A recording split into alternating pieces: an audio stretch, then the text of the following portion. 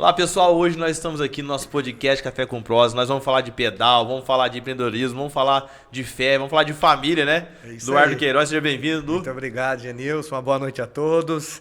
É um prazer estar aqui com você, te agradecer o convite e vamos bater um papo aí legal. Falar de família, né? Igual a gente tava falando, a Giovana tá ali, Giovana, a Heleninha ficou em casa. E tá vindo mais gente no forninho? Tem um no forno ali, né? Vai parar nos 3 ou quer mais? Eu falo assim, é na vontade de Deus, né? A gente não sabe, não. Eu falo assim, lá em casa, 1 é pouco, 2 é muito, 3 é demais. Aí parei nos 3, agora tá tudo tranquilo. Falei pro Henrique, vou parar nos 3.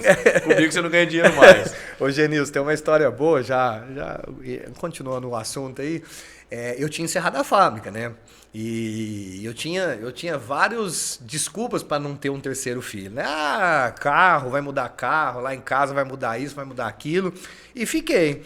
Aí um dia eu estava na missa, escutando a homilia do Padre Davis, parece que ele tinha escutado todas as minhas desculpas para não ter um terceiro filho. E eu fiquei escutando aquilo, eu falava assim, aí eu olhei para a Laura e falei assim, Laura, você comentou alguma coisa com o Padre Davis? A Laura falou assim, eu não. Eu falei assim, então é um recado de Deus. E depois da homilia, eu até brinco com ele, falei, Padre Davis, o senhor tem um dedinho nesse filho meu aí, né? E assim, parece que Deus falou pra mim, falou, você vai ter um terceiro filho.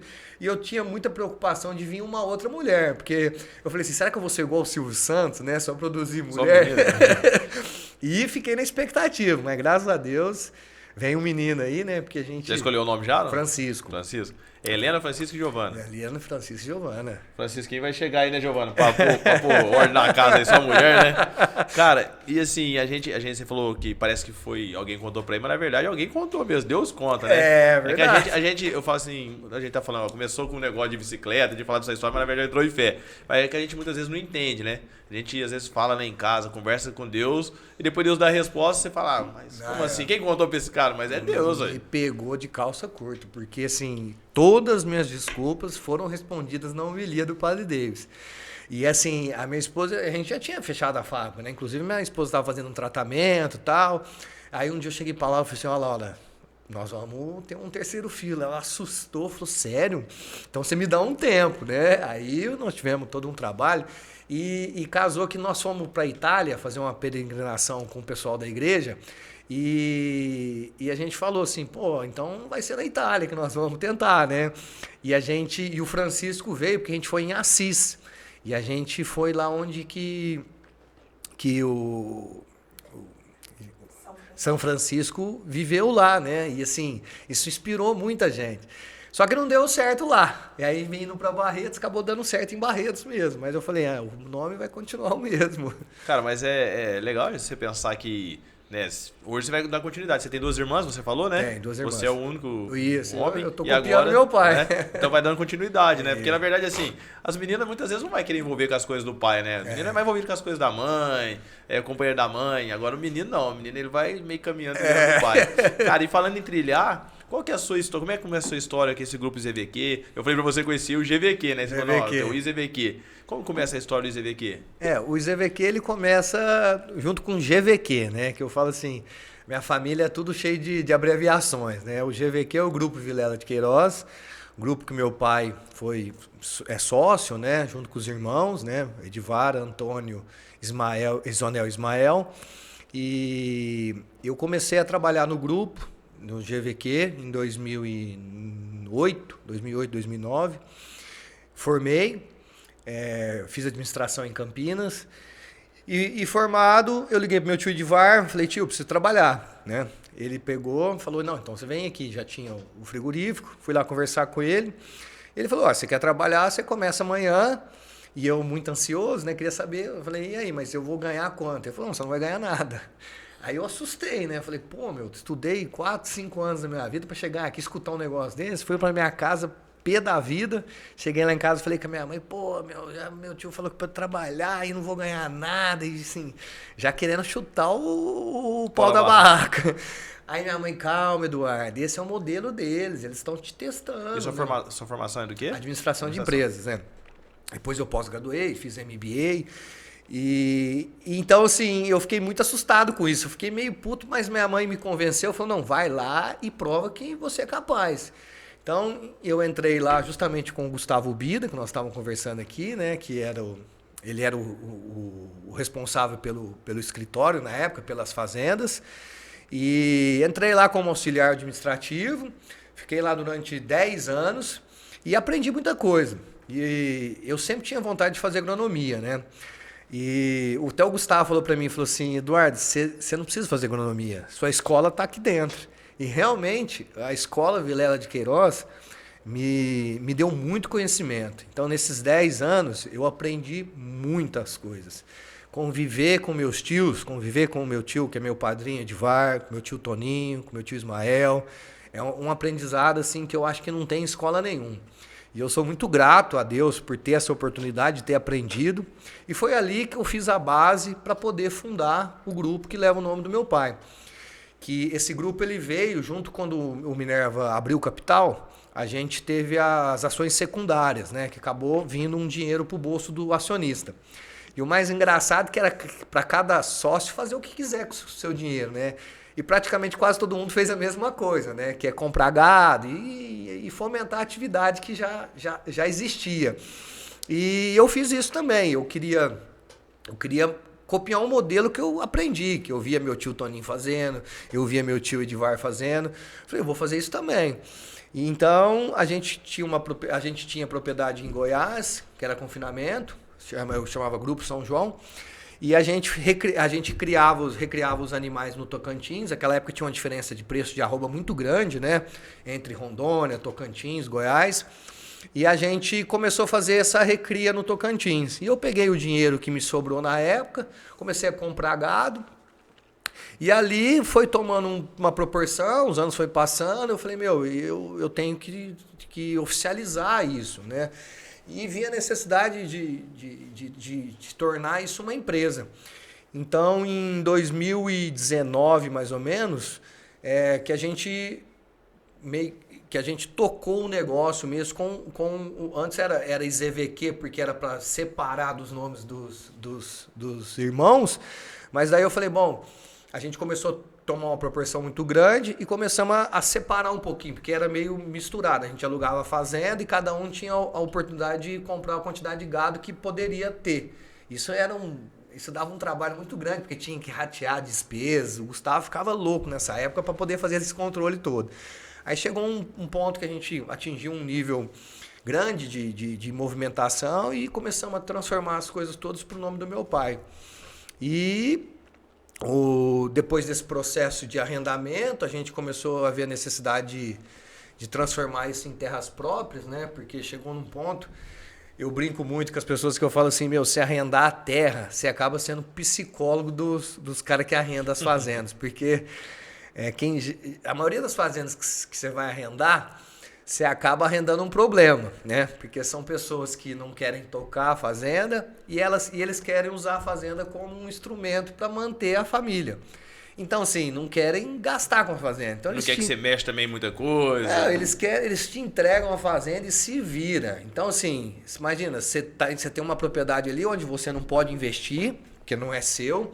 Então, você tem que medir muito. Então, a maioria das vezes, a gente não conseguia produzir o que a gente costumava produzir. Nas próprias fazendas. Então, eu via que meus índices eram muito baixos. Então, pra você ter uma noção, a gente, para produzir 3, 4 arrobas no ano, era um sacrifício danado. Então, eu testei todos os modelos de arrendamento possíveis, tratar gado a pasto, semi-confinamento, integração lavoura-pecuária em terra dos outros, né? E fora o problema que a gente tinha, que a maioria das fazendas sempre estavam à venda. E a gente sempre procurou fazer contratos de longo prazo. Só que chegava um ponto que os caras, como a gente sempre teve um nome, né, o nome Vilela de Queiroz, sempre foi um nome assim, de produção, então a gente acabava valorizando a terra do cara, porque falava, se os caras... se eles estão lá é porque... E a maioria das vezes vendia a fazenda. E aí, tipo, imagina, você tinha lá um planejamento de 5, 6, talvez 10 anos numa fazenda. Ela com 3, 4 vende, então isso quebrava meu planejamento no meio. Você começou em 2019. 2019. Quando vocês começam sozinhos. Você vê aqui, sozinho. Sozinho. Sozinho. Isso. Que você desvincula dos seus tios ali, né? Isso, E aí, em 2019, você começa, aí você entrou nesse problema, porque aí tinha as fazendas, que era arrendado. 2020 vem a pandemia. E como foi para você enfrentar a pandemia? Porque aí também os caras também deram uma...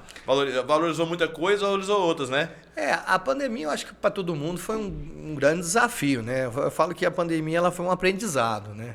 Você teve que aprender a lidar com uma coisa que ninguém nunca imaginaria que iria acontecer, né? Eu se lembro muito do filme, né? Tinha o filme A Pandemia, eu só lembrava desse filme. Então, assim, a pandemia eu acho que a gente passou como todo mundo tinha que passar, né? A gente sempre lidou com crédito bancário, né? Então, assim, eu acho que na pandemia não faltou crédito, né? Faltou mais a estrutura. A pandemia, o que eu mais senti foi na parte do esporte, porque chegou um ponto que a gente tinha que ter um documento, né, assinado para poder sair, meu. Isso era um absurdo que eu senti, assim. Então, eu ia treinar muito em lugares, principalmente em Delfinópolis, saía muito para treinar. Então, você tinha que andar com um documento de autorização. Isso eu me senti muito prejudicado. Mas na parte das fazendas mesmo, a gente não teve tanto problema. Mas negociações, assim, essas coisas, não prejudicou você, não? Não. A gente tirou isso de letra, né? Porque nessa época eu lembro que tudo subia, né? Você comprava um negócio hoje era um valor, depois os caras já queriam outro valor, porque ia faltar, porque isso e aquilo outro. E eu falo porque você mexia com suplemento, né? Sim. Porque os animais precisavam da nutrição ali e provavelmente devia encarecer, eu penso, né? Eu acho que esse desafio foi geral, né? Eu acho que todo mundo passou por isso. Então, assim, teve um equilíbrio nessa disputa aí. A gente... você estava falando aqui, eu estou até tentando pensar aqui, mas eu não veio na minha cabeça uma dificuldade muito grande que eu passei, assim, na pandemia, né? Eu fiquei pensando qual a quantidade de tempo, né? 2020 e 2021 aí, a pandemia, você tinha 2 anos no grupo sozinho, né? Isso, apesar de vocês virem na estrutura, mas vocês... Pô, agora nós abrimos o nosso negócio, o trem vem, a pandemia vem. Mas assim, como a gente sempre teve uma estrutura boa pelo nome, sempre a indústria também sempre deu uma base muito boa, eu lembro muito do meu tio Toninho falando que crédito você conquista durante anos. Você demora 30, 40 anos para conquistar um crédito. E você pode perder ele num dia. Então, assim, graças a Deus, minha família sempre conquistou um crédito muito grande perante as instituições. E isso sempre a gente valorizou muito. Então, graças a Deus, no Tocantins, a gente conseguiu criar um valor grande com o nome, né? A gente carrega um nome forte. Então, isso sempre foi um bem que é intangível, né? A gente sempre valorizou muito. E, graças a Deus, nesses momentos de dificuldade, é onde que faz a diferença. Então, assim, apesar da gente, na época, ter partido para uma coisa mais individual, mas sempre carregando o nome do grupo, né? Então isso sempre ajudou muito. Deu uma base para você, né? Muito. Cara, e o grupo hoje, o que ele faz, na verdade? O grupo, ele pega de terceiros, não é só os gados de vocês? Como você trabalha hoje? O grupo Vilela... O grupo Vilela de que nossa, o grupo do ZVQ, hoje praticamente a gente faz... Mas é terminamento no confinamento, né? Que a gente faz uma integração lavoura-pecuária. Hoje a gente tem um confinamento em Goiás, confinamento aqui em São Paulo e um confinamento no Tocantins. Então a gente recria os animais a pasto, né? Com ILP e termina eles no confinamento. A gente tem propriedade em Vanderlândia, em Ananás. E em Goiás, recentemente, nós vendemos uma fazenda lá, que é a Fazenda Santa Rosa. E temos uma fazenda, são 3 fazendas, Santa Helena, Santa Ana, Santo Antônio, e tinha a Santa Rosa que nós vendemos. Mas o forte mesmo é a parte dos confinamentos. A gente tem parte de agricultura também, né? Lavoura, pecuária, tem transporte, que é a SEC, mas o maior negócio nosso é a parte de confinamento mesmo. Eduardo, eu acho que as pessoas talvez elas não olhavam tão forte assim pra parte de confinamento, né? Porque antigamente a gente punha o bife na churrasqueira e não queria saber de onde vinha a carne. Aí veio que esse negócio principalmente o grupo, né? Começou a inventar esse nome de carne, estância, começaram a inventar os cortes, né? O próprio friboi com as carnes deles, né? E tal. E aí a gente começa a ir pra Olímpia, você vê o confinamento ali do Monte Alegre. Sim. E aí a galera começa a ter principalmente a gente de Barreto, começa a ter um olhar diferente pra essa área de confinamento. E tem crescido muito isso, né? Porque a gente tem aqui dentro a Companhia do Sal, que vê nutrição. E aí, cara, a galera começa a olhar diferente. Como que é pra você estar na frente de um grupo que tem isso hoje? Porque hoje tem outra visão. Antigamente eu olhava assim, vou comer na carne. Hoje não, cara, eu quero um Angus, eu quero um boi bom, eu quero um boi que tem marmoreio. Esse dia eu fui no mercado e o cara tava olhando, deixa eu ver se tem gordura muscular, se tem... O cara examinando a carne pra comprar a carne. E pra você, às vezes tá no mercado e você olha e fala assim, pô, esse boi é meu, velho. E como só não vai fazer isso aí. E como a gente vem da área da produção e acabou indo pra indústria, então as pessoas sempre olham pra gente com um ar de, assim, parece que a gente tem que entender muito, né? E eu acho que os confinamentos, eles vieram para acabamento, né? Eu sou da seguinte opinião, o confinamento ele tem que ser uma ferramenta de terminação, né? Ele não pode ser um business só, né? Essa é a minha opinião. Eu falo assim, quanto menos tempo o gado ficar no confinamento, eu acho que é melhor. Porque ali você tem assim, um controle de custo muito grande ali, né? A parte de insumos em confinamento é gigantesco o volume que se gasta ali, né? Só que ele é crucial para acabamento, né? Que é onde você consegue ter uma oferta de qualidade de carne muito melhor. Então o confinamento é uma ferramenta fundamental, né, num sistema de produção. A partir do momento que você tem um sistema de produção muito bem definido, o confinamento é a ponta final ali, onde você entrega um animal com condições de acabamento, precocidade, e a indústria valoriza muito isso. E o grupo ZVQ, a partir do momento que ele partiu para a área de terminação, né, nos confinamentos, a gente conseguiu dar um volume muito grande de abate. Então a gente consegue fazer algumas parcerias com os próprios frigoríficos, a gente consegue ter alguns benefícios em contratos, preço de venda, e eu acho que dentro da cadeia todo mundo ganha, né? O consumidor final, o frigorífico e o próprio produtor. Cara, você pega, se eu tiver um gado hoje, tem lá umas cabeças de boi, eu levo para você e você engorda para mim ou não? Você também eu posso comprar direto com você? Ô, Genilson, isso depende do momento, né? Você vê, hoje eu não tenho condição de fazer isso nos confinamentos hoje, mas o ano passado eu tinha. Então depende muito de cenários, né? O grupo ZVQ, a intenção é sempre ter gado próprio, mas com um crescimento, igual a gente expandiu um pouco o confinamento de Goiás e chegou a um ponto que a gente precisou pegar gado de terceiro. Mas assim, eu falo assim, tudo que vai envolvendo mais gente no processo vai ficando mais complicado. Hoje a gente procura focar mais no core business, né? Tá focado na produção, em controle de ganho de peso, qualidade de compra, porque você pôr mais uma pessoa ali dentro, é mais um cliente que você tem que tratar, você tem que trazer. Mas assim, a gente não descarta, mas não é objetivo não, pegar gado de terceiro. Cara, e você acompanha tudo? Você consegue hoje acompanhar tudo? A gente tenta. Eu estava falando ontem que eu estava num outro podcast, eu falo assim, o grande benefício que eu tenho hoje em dia é a equipe. Porque a gente acaba envolvido em várias atividades, né? Hoje eu tenho uma associação para tocar, eu sou presidente da associação, eu sou atleta, eu sou pai, eu tenho que representar meu pai na indústria. Então, tudo isso demanda muito tempo. E recentemente teve o Rei e a Rainha, o concurso da alegria também, que isso tomou um tempo danado nosso. E se eu não tivesse toda essa equipe envolvida, eu tenho uma frase que eu falo sempre assim, que se eu vencer, todos vencem comigo, né? Então, assim, minha esposa me ajuda muito, minha mãe me ajuda muito, a equipe do Grupo ZVQ ajuda muito, e sem essas pessoas eu acho que eu não daria conta. Então eu tenho... agora, nós demos até uma atrasadinha para vir para cá, porque eu estava treinando. Então, assim, eu treino 16 horas por semana em cima de uma bicicleta. Então, assim, eu tenho que me ausentar do escritório um período.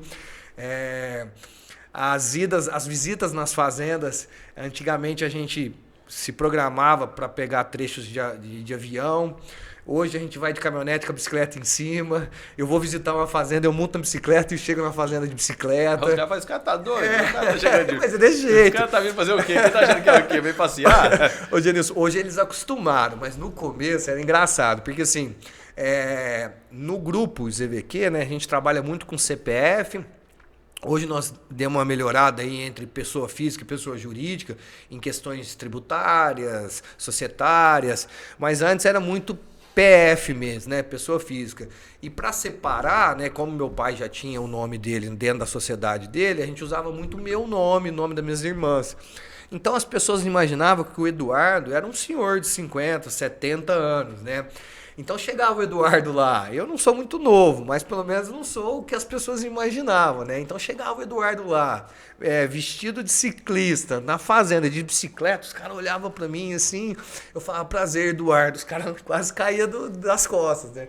Então, hoje acostumaram, mas assim, eu tenho o Jaume, o Gominha, que trabalha comigo, né? A gente tá na propriedade, vamos visitar, às vezes alugo uma fazenda que eu não conheço, né? Vamos visitar, eu falo, quantos quilômetros é? São 50 quilômetros, 60 quilômetros. Eu falo assim, então vocês me dão aí 2 horas, vocês saem daqui 2 horas, vocês vão pegar no meio do caminho, vocês me dão uma água, levam uma troca de roupa, eu chego na fazenda, troco de roupa, a gente vai olhar o gado, vai olhar o que tiver aqui. E a esposa apoia tudo isso? A esposa apoia. Ou ela nem fica sabendo? Só depois ela fica sabendo. E ultimamente ela tem ido comigo também. Tem pedalado? Não, pedalar não. Ela vai nas fazendas. Ela vai nas fazendas. Ela vai no carro, ela vai no apoio. Ela vai só dar um apoio com a água. A bicicleta começou junto, a Laura, né? Porque a bicicleta ela veio através de um convite do Ricardo Calil, que é o advogado do grupo, né? A gente estava batendo um papo.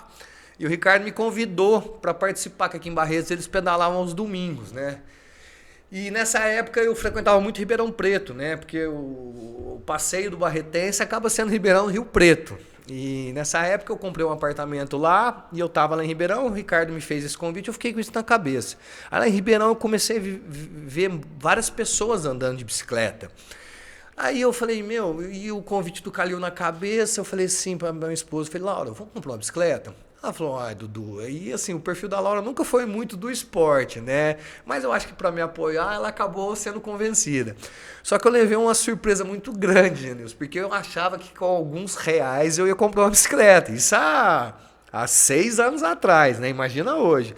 Então eu assustei, porque na minha época, 200, 300 reais você comprava uma bicicleta boa. Aí eu fui na loja, rapaz, mas eu caí assim das costas, porque eu falei, meu Deus, eu fui comprar 2 bicicletas, eu quase deixei um rim lá, né? Mas... Naquela época, quanto custou a bike? Naquela época, de início? Olha, eu lembro que a minha, eu paguei 5 mil e pouco. De início? De início. A da Laura, 3 mil, uma coisa assim. E eu tava indo pra lá pra gastar 1.500, né? Só que já tava lá, eu falei, quer saber? Eu vou comprar. Aí eu sempre tenho um negócio assim, quando você gasta um pouquinho a mais, você fica meio que na obrigação de usar, né? Eu falei, agora eu lembro que era uma bicicleta vermelha, da Laura tem até hoje a bicicleta. Comprei e comecei a andar lá em Ribeirão Preto, com a turma deles lá à noite.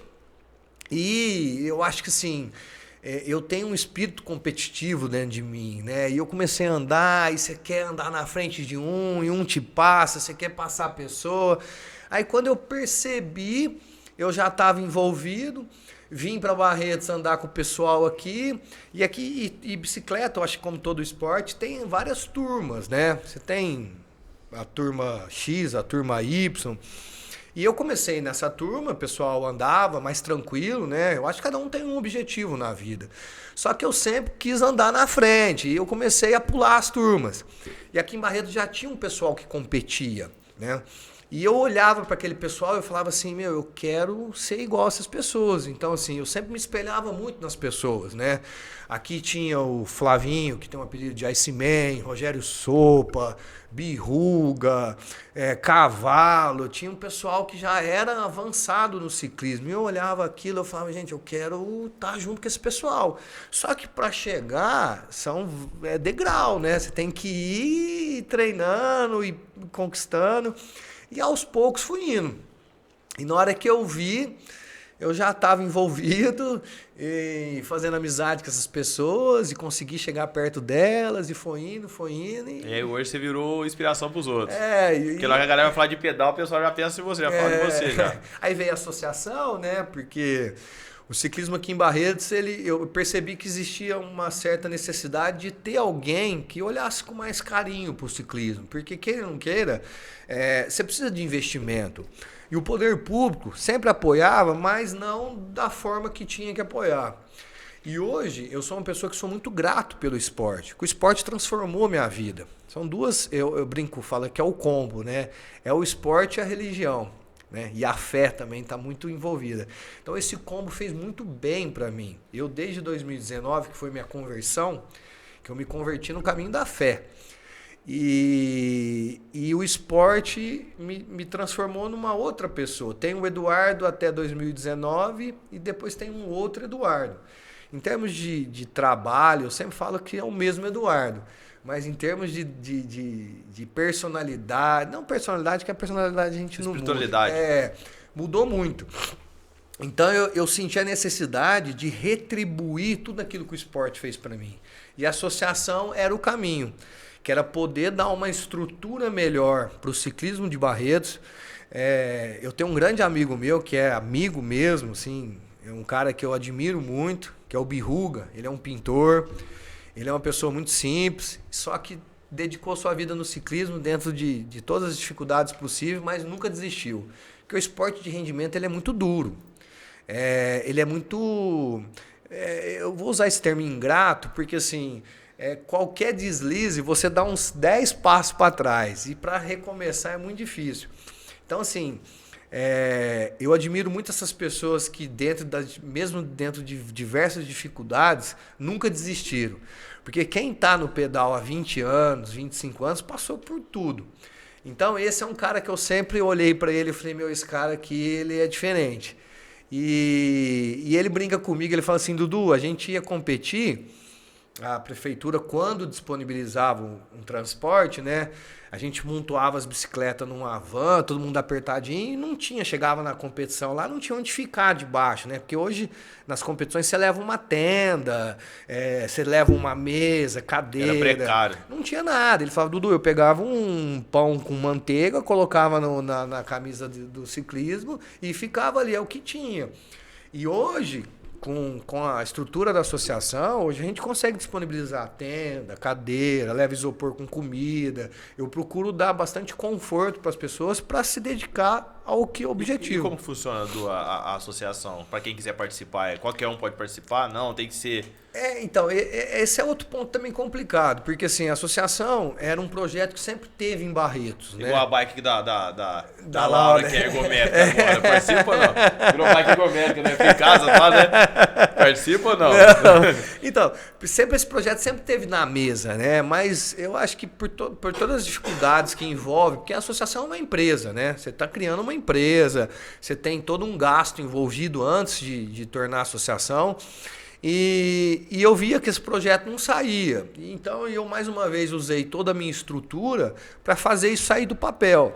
Só que como tudo na vida, as pessoas sempre olham com uma visão um pouco mais duvidosa, né? Então assim, a associação ela surgiu com um propósito que era para as pessoas aderirem à associação, né, virar um associado para angariar fundos para a própria associação proporcionar condições melhores. As condições para as pessoas correrem. Só que não foi muito aderido, assim, porque é complicado, né, você convencer as pessoas. As pessoas começaram a achar que era um benefício próprio, mas eu, como tudo na vida, eu fiz ela sair do papel. Coloquei dinheiro do próprio bolso para fazer as coisas acontecerem. O ano passado, retrasado, nós tivemos um convênio com a prefeitura que ajudou muita gente no governo da Paula e incentivou bastante o esporte. E hoje eu toco a associação praticamente com recurso próprio. Mas quem quiser ser associado é só entrar lá e contribuir com o que quiser. Não tem um valor estipulado? Não. A gente deixa bem aberto. Quando a gente começou, a gente tinha o valor lá, era R$30, tinha vários pacotes. Só que as pessoas queriam saber que benefício que elas iriam ter, né? E aí eu comecei a falar, mas como que benefício? E na época a gente tentou fazer algumas campanhas assim, lá no Beef Shopping, que o Beef Shopping do Minerva apoia a gente. Talvez você fala que é da associação, lá você ganha 5% de desconto. Na bicicletaria Marília, você tem tantos por cento de desconto. Na Rock Garden, você tem tantos por cento de desconto. Só que isso não deu muito certo, não, porque as pessoas não olharam isso como benefício. Então, hoje a gente tem esses parceiros que ajudam a gente, né? A gente tem os patrocinadores, né? Dentre essas que eu falei, tem várias outras empresas que ajudam a gente, mas o associado mesmo, que é a função da associação, são poucos, é mais os amigos mesmo que estão ali ajudando a gente. Então, é mais ou menos isso. Os caras só entendem o benefício na hora da dor, né? Na verdade, né? Os caras têm que doer mesmo pra poder falar, não, eu precisava daquilo lá, né? Aí às vezes o cara, tipo, tá pedalando aí, acontece um acidente. Aí o cara falou, pô, se eu tivesse associado lá, o cara tava aqui prestando socorro, me ajudando. Não, e é difícil, Genilson, porque assim, o ciclismo, o esporte de rendimento, ele exige uma dedicação constante. E às vezes, né, nem todo mundo tem o mesmo objetivo. Eu falo assim, todo mundo tem um propósito. E o propósito, pelo menos assim, o meu propósito é muito forte. É muito difícil eu abandonar o ciclismo, porque o ciclismo completa tudo o meu planejamento. Principalmente assim, eu falo assim, o esporte de rendimento e o empresariado, ele está muito ligado. Assim, eu fico impressionado como existe muita sinergia. Não é à toa que hoje os grandes empresários, os grandes CEOs estão todos envolvidos em esporte de rendimento. Você vê o triatlon aí, tanto que está na moda. Então, assim, porque é uma terapia. O cara recebe uma pressão na empresa e descarrega lá no esporte. É impressionante, assim, os desafios, né? A perseverança, o treinamento, o dinamismo, os obstáculos que você enfrenta, é muito parecido. Eu ia te perguntar isso. Você acha que ciclismo, igual hoje a gente vê corrida de rua, isso aí você acha que é uma moda que vai passar ou você acha que não veio pra ficar? Não, a galera tipo, tá gostando mesmo do negócio. Porque hoje as academias estão lotando. Hoje você não viu tanta academia. Tem quase academia igual farmácia, né? Graças a Deus, né? Não, Ainda bem que tem mais academia do que farmácia, né?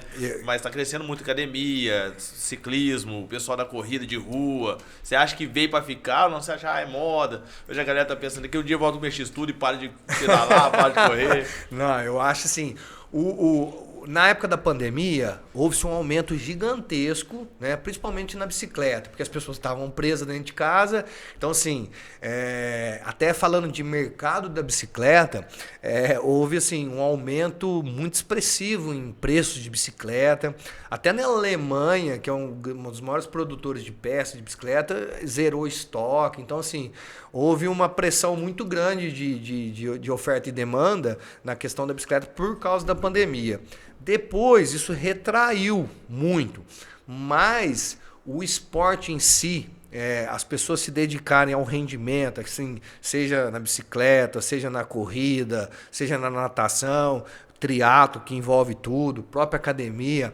Hoje, a parte da saúde, né, há uma preocupação muito grande com a saúde, né? E o desafio que tudo isso proporciona está muito ligado ao perfil do estilo de vida das pessoas hoje em dia. Então eu acho que isso só tende a crescer. Eu vejo assim, que o triatlo vem crescendo bastante. O ciclismo também. Mas o ciclismo ele tem algumas dificuldades, algumas barreiras, né? Principalmente a parte da bicicleta, que é caro hoje em dia, né? E a corrida já é mais fácil de você correr. Hoje, com qualquer tênis, você sai para correr, você não precisa de muita tecnologia. A bicicleta não. A bicicleta você começa com uma bicicleta mais simples, mas ela precisa de um capacete, precisa de uma sapatilha, precisa de uma blusa, vai ficando caro, o cara desiste. Cara, então assim, existe uma barreira de entrada, né? Que coisa que a corrida, a natação já não tem. E a academia também não. A academia, você pagou a academia, hoje tem as academias no ar livre, que você vai ali. Então, assim, eu percebo que a preocupação com a parte da saúde ela é muito grande, né? E eu acho que isso não retroage jamais. Cara, eu não sei se foi em Sorocaba que eu vi, não lembro da cidade que eu vi, que tem aquelas bikes que você vai lá e tipo aluga, né? A bike pra você pedalar lá, Sim. Você passa o cartão de crédito, destrava o cadeado lá e vai andar de bike. Barretos podia aderir a algo desse sentido. Eu falo assim, Edu, Barretos, não sei se a visão é só minha, a galera é muito pessimista quanto à cidade. Então, vamos por exemplo, você falou da associação. Ah, ninguém adere, porque parece que os caras não acreditam. Aí vai ali em Ribeirão Preto e paga uma associação lá, o cara vai pedalar lá em Ribeirão Preto. Não sei se é bem isso. Igual fala, a galera vai passear em parque lá em São José do Rio Preto. Você vai no Parque do Peão, velho, Parque do Peão é uma estrutura fora do padrão, aquele peãozinho ali. Né? Você vai no peãozinho, é maravilhoso, velho. Aí o cara sai daqui, vai lá em Rio Preto, anda 100 km pra ir em Rio Preto. Isso realmente acontece, assim, a gente percebe também, principalmente na parte do comércio, muitas pessoas preferem comprar em Ribeirão Preto, em Rio Preto. Na mesma loja. Mas eu percebi que isso mudou bastante. Eu sou uma pessoa que eu acredito muito na cidade de Barretos. Eu morei em Campinas, morei em Piracicaba, ando praticamente quase o Brasil inteiro aí. Mas Barretos tem alguns diferenciais, né? Por ser uma cidade bem localizada. Aqui nós temos a maior festa do peão do mundo, né? Eu acho que os independentes fazem um trabalho fantástico aqui de turismo. Nós temos a indústria, que é muito forte também, o frigorífico. Temos o Hospital do Amor, que é uma grande referência. Só que, como toda cidade do interior, tem essa dificuldade, né? Esse pensamento um pouco retroagido. Mas eu acho que aos poucos isso vai mudando. A gente não pode desanimar tanto, não. Eu sou um cara que, assim, apesar de eu concordar com você, mas a gente sempre tem que pensar na parte positiva, porque a gente sofre bastante, né? Eu senti isso na pele, porque a gente sempre faz as coisas pensando num bem comum. Mas a primeira reação das pessoas é sempre estrivar, né? Ah, não, o que esse cara tá querendo? Mas, assim, com o tempo você vai provando e mostrando. A associação foi isso. As pessoas sempre desacreditaram. E hoje, a equipe de Barretos, a equipe de ciclismo de Barretos, ela é muito reconhecida, porque eu acabei agregando pessoas na associação, pessoas de nome. Então, praticamente, a gente chega nas provas hoje em dia, as pessoas já conhecem a associação, conhecem a nível nacional.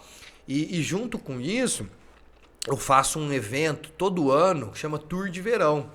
Que é assim, eu nunca gostei de comemorar meu aniversário. Não sei, até hoje eu não entendo por que esse motivo, né? Minha esposa ama, assim, de acordar cantando parabéns. Eu já acordo com um bico desse tamanho. Eu não gosto de ser cumprimentado no meu aniversário. Tem esses... E eu sempre procurei fazer alguma coisa no dia do meu aniversário para tirar essa atenção em cima de mim. E como eu sempre gostei de muito desafio, eu falei, eu preciso fazer um desafio no dia do meu aniversário. E em Bebedouro tem um pessoal que anda de bicicleta lá, que são pessoal de speed, que é a bicicleta de estrada. E eu indo com eles lá, eles montavam umas caminhonetes com isopor, com comida, as esposas iam junto e andavam quilometragens altas. Num feriado, eles usavam lá sexta, sábado, domingo, quinta, sexta, sábado, domingo, cada dia fazendo um percurso e tal. E eu fui convidado para ir lá com eles, eu fiquei apaixonado naquilo lá. Eu falei, que ideia legal. E assim, as pessoas muito envolvidas, as esposas, e servindo, com alimentação e tal. E eu peguei essa ideia e falei, eu vou replicar isso de uma forma assim, porque eu sempre gostei de conhecer os lugares, né? Eu falei, eu vou fazer isso de uma forma assim, de ir em cidade, chegar em alguma outra cidade. E fiz o primeiro tour de verão. O primeiro tour de verão, nós fizemos o Caminho da Fé pela estrada e fomos para Paraty. De Paraty nós fomos parar lá em Bertioga. Nós andamos 1.100 quilômetros em 12 dias e chamei uma equipe de malucos, né? Porque eu falo assim, para pegar um desafio desse não é qualquer um, né? Você ficar 10 dias e a gente brinca assim que são pessoas com o mesmo propósito, a gente quer competir. Então o Tour de Verão, ele virou uma competição, né? Lógico que não é uma competição oficial, né? Mas é uma competição entre a gente. Então a gente pega as caminhonetes, a gente cria uniforme, a gente faz os percursos e isso atingiu um público nacional, assim, ficou muito famoso. As pessoas ficam esperando o Tour de Verão. Nós fomos para Florianópolis de bicicleta, andamos 1.600 quilômetros, Serra do Rio do Rastro. Esse ano nós fizemos a volta da Serra da Canastra inteirinha e E tem as pessoas que participam do tour, né? Que é o Anderson Molinari, o Indião, uma pessoa muito conhecida no cenário nacional, Vinícius Moretti, Vinícius Aranha, Flauzino. São pessoas todas reconhecidas no cenário. E isso e elas são famosas na parte das redes sociais. Então isso tomou uma proporção tão grande junto com a associação. Então, assim, eu fico muito realizado porque eu consegui atingir meu objetivo. Apesar das pessoas desacreditarem, hoje a gente é reconhecido. E igual você falou, talvez eu não seja reconhecido aqui em Barretos, mas na hora que você vai lá para fora, você fala, pô, tô no caminho certo. Mas a galera precisa de reconhecer, né? Precisa. Tem que ver o que tem de bom aqui, né? É igual eu tô falando, o cara, você tem tanta coisa boa em Barretos, vai procurar longe, né? Não que eu falo que tem que viajar, né? Mas tem coisa boa aqui em Barretos, né? Tem lugar bom, né, cara, pra ver. Tem cada... Eu tive em Campos do Jordão, que você falou naquela hora. A gente teve em Campos do Jordão, velho. O cara olha uma árvore aqui de Araucária e fala assim, nossa, essa árvore aqui tem 100 anos. Vai saber se tem, mas o cara tem orgulho de falar que tem na cidade dele. E aqui a gente tem o IP, você passa do lado do IP, né? Tá nem aí, né? Então eu falo assim, você precisa de valorizar as coisas que tem na cidade, né? Igual a gente pensa, igual você falou do ciclismo. Tem competição aqui em Barretos? Você faz? Organiza aqui em Barretos ou não? A gente já fez algumas, tem. Já fez, não faz mais? Não, inclusive agora, recentemente, nós estamos trazendo uma prova para cá, que chama MTB Brasil. É um circuito que eles fazem em bastantes cidades, vai ter em Bebedouro agora em domingo, e nós estamos trazendo para Barretos essa competição também. A associação já organizou algumas competições, mas assim, não é fácil, é complicado organizar. A gente organizava as competições com um propósito social. Então assim, a gente fez uma que chamava Sprinta Barretos, que a gente sempre trazia as pessoas com algum propósito. A gente fazia sempre no Dia das Crianças. E um dos eventos que mais eu fiquei mais, como que eu posso dizer, mais feliz com o resultado, foi que a gente fez no evento no Norte Shopping. A gente ficou 12 horas pedalando no rolo. O rolo é onde a bicicleta, você sabe como que é, né? Então nós ficamos 12 horas pedalando lá. A gente conseguiu angariar mais de 4.000 brinquedos. A gente trouxe o Indião, o Moretti, são essas pessoas que são reconhecidas. E assim, uma das coisas que mais me emocionou foi uma menina jovem, tinha perdido a mãe recentemente, e o grande sonho dela era conhecer o Indião. E ela foi lá vestida, o Indião tem a marca dele, ela foi vestida igualzinho, ele usa um terço pendurado, ela chegou lá, e assim, a emoção dela de tirar uma foto com o Indião, aquilo lá eu ganhei o dia, e o Indião também. E fora que o resultado da campanha foi muito bom, a gente fez um evento no recinto para entregar esse brinquedo junto com uma parceria com o Fundo Social, que na época era a Letícia, a irmã da prefeita da Paula, que foi o melhor ano nosso, que a gente fez uma puta parceria com o Fundo Social, atendemos diversas crianças, diversas famílias, com várias campanhas, e a do shopping foi uma assim que ficou bastante marcada, que tem um grande resultado, que eu acho que foi o grande propósito que eu criei para a associação, além da competição, que é fazer o meu compromisso social com a comunidade de Barretos, né? Cara, podia fazer um pedal aí, sei lá, acho que é Abril, que é dos autistas, né? Abril? Abril? Acho que é Abril, não lembro agora se é Abril ou Março, acho que é Abril. Podia fazer um pedal em Abril, mais ou menos aí, fazer igual o Passo que Salva lá do Gostou de Amor, podia fazer um negócio, né? Pedal que tem um olhar diferente, sei lá, fazer um negócio diferente. Podia fazer, tipo, pegar, igual você falou, pega de repente do recinto ao parque. Né? Como é que tá a prefeitura hoje? Não tá apoiando ainda, não? Então É que tá novo, né? Não tem como cobrar muito. O cara tá... Nós estamos tentando conversar com eles, assim, inclusive essa prova que nós estamos trazendo, nós estamos falando com a Secretaria do Esporte lá, tem o Tony, que sempre apoiou a gente, que é o secretário.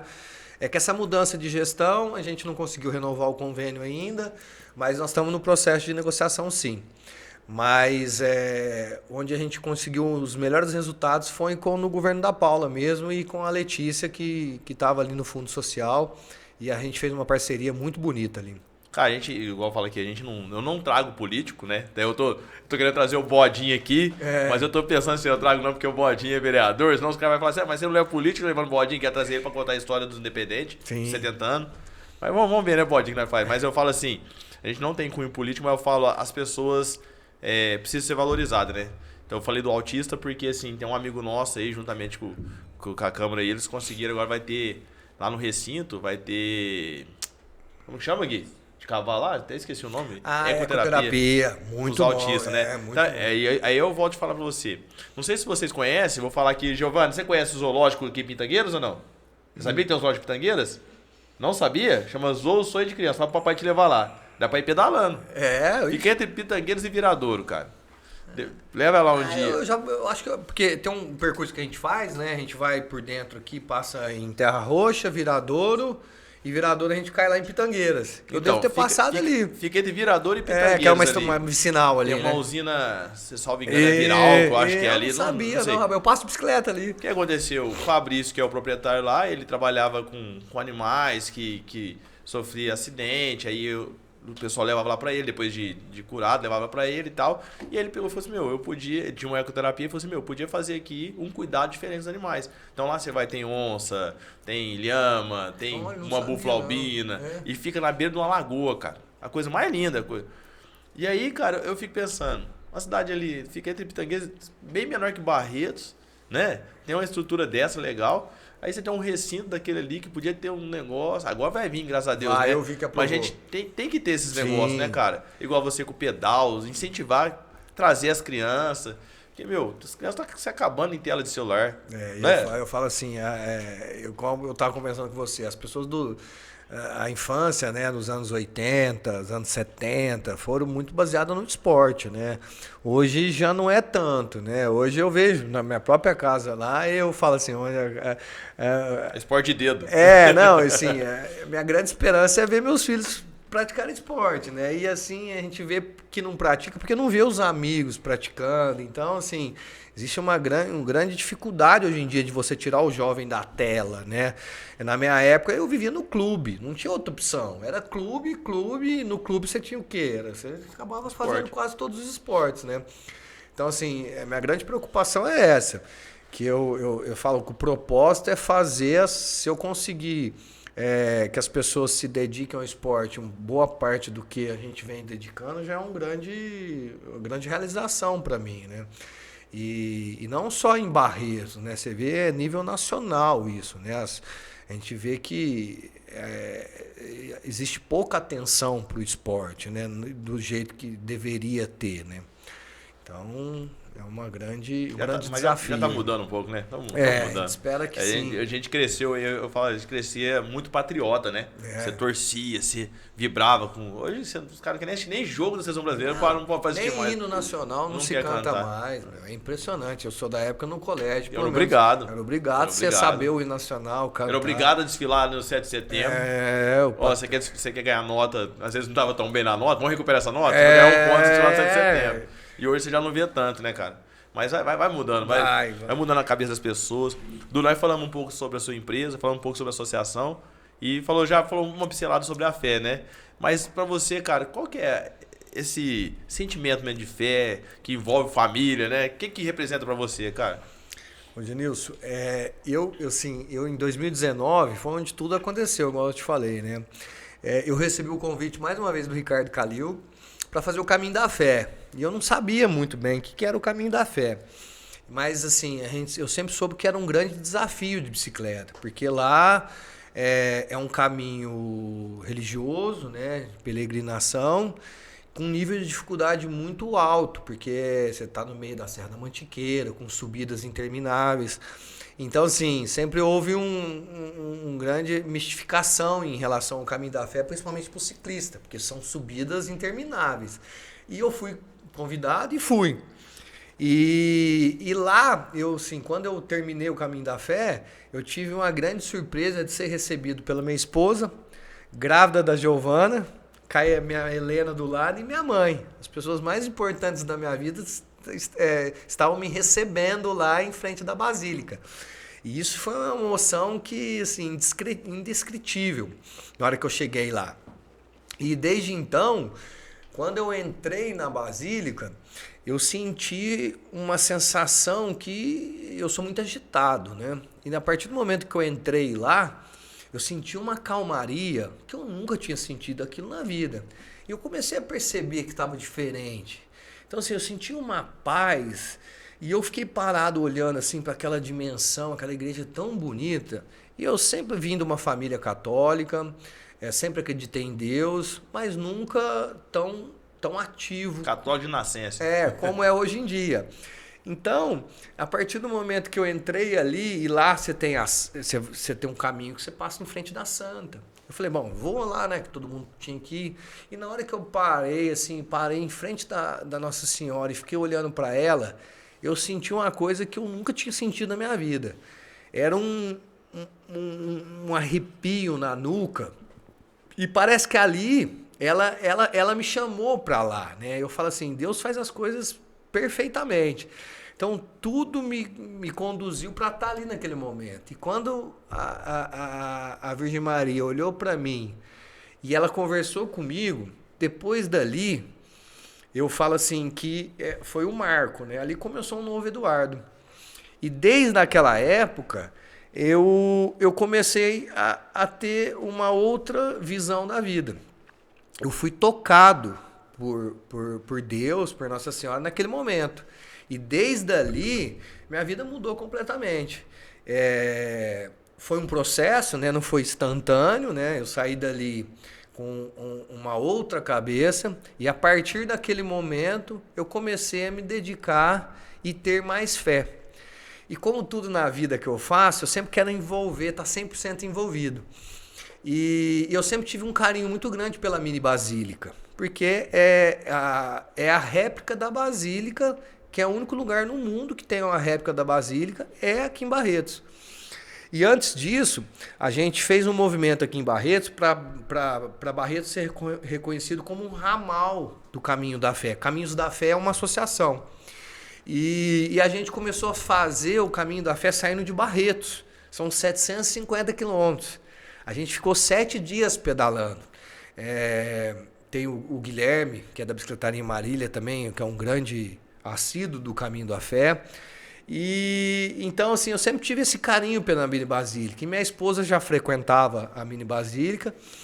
E eu cheguei do Caminho da Fé, assim, nunca fui pressionado a frequentar a igreja, a ir na missa.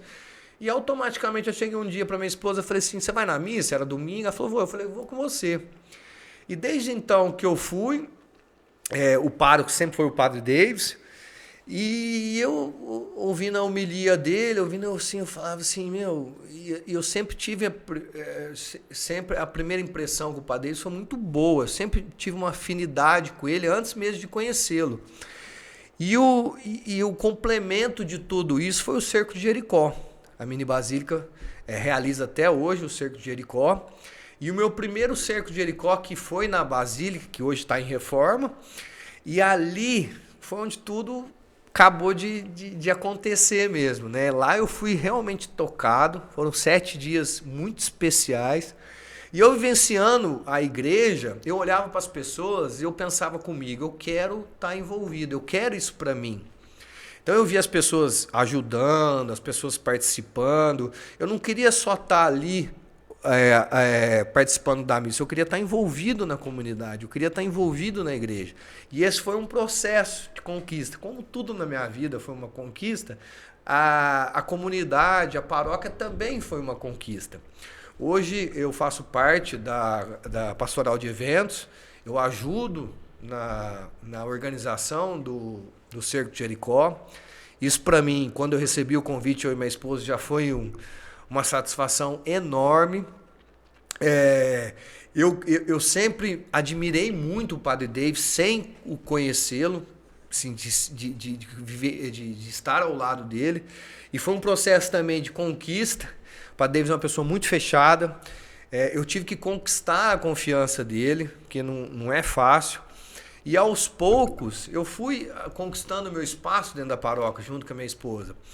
E a Virgem Maria foi me mostrando o caminho, né? O que ela queria de mim, principalmente ajudando na comunidade.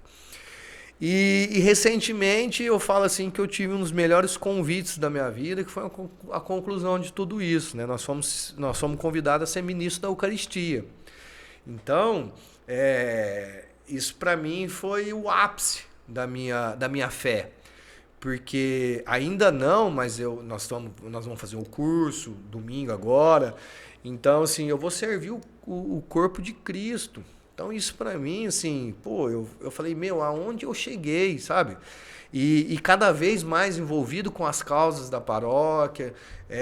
Hoje eu considero o Padre Davis um amigo meu, que foi, assim, uma conquista também, demorou tempo para eu conquistar a confiança dele. E, assim, o envolvimento na paróquia, nas atividades da paróquia, no próprio Cerco de Jericó. Porque o Cerco de Jericó é impressionante. As coisas que acontecem lá nesses 7 dias de reza são coisas, sim, muito milagres, mas muitos mesmo, assim, existem vários depoimentos que são fenomenais. Então, minha história com a fé, ela conclui muito com a questão do esporte também. Eu acho que igual eu te falei, é um combo que eu acho que todo mundo tem que experimentar isso um pouco. E como eu tinha te falado, eu sempre fui um adolescente muito arteiro, né? Aprontei demais nessa vida. E as pessoas olham assim, e assim, eu fico impressionado, Janilson, o quanto que a gente é exemplo para outras pessoas. Testemunho, né? E a gente não sabe. Eu demorei para acreditar nisso. Porque assim, né? A gente nunca faz nada pensando em reconhecimento.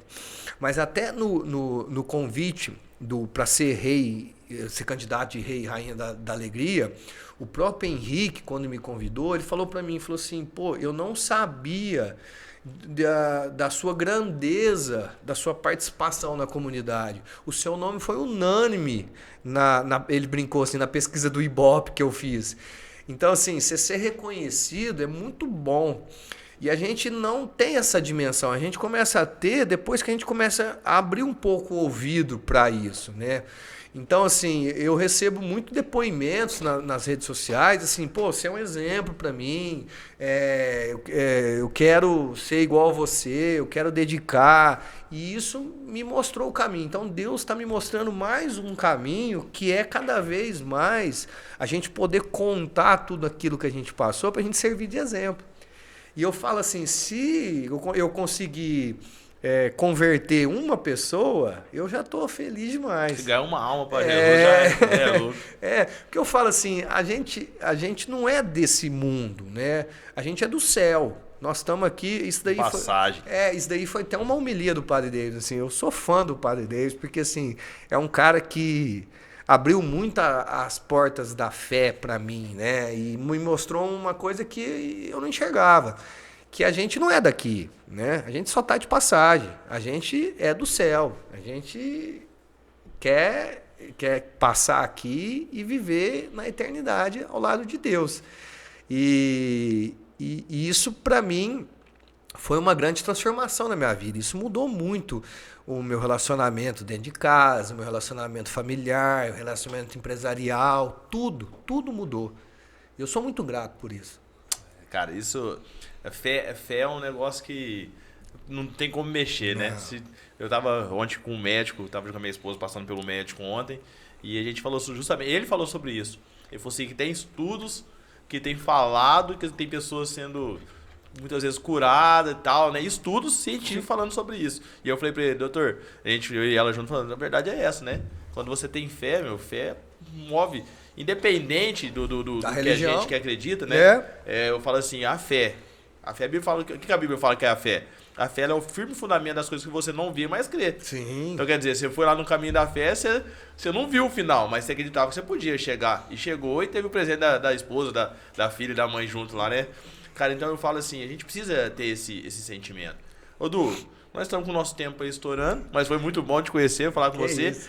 E eu sempre faço algo aqui, eu queria fazer com você.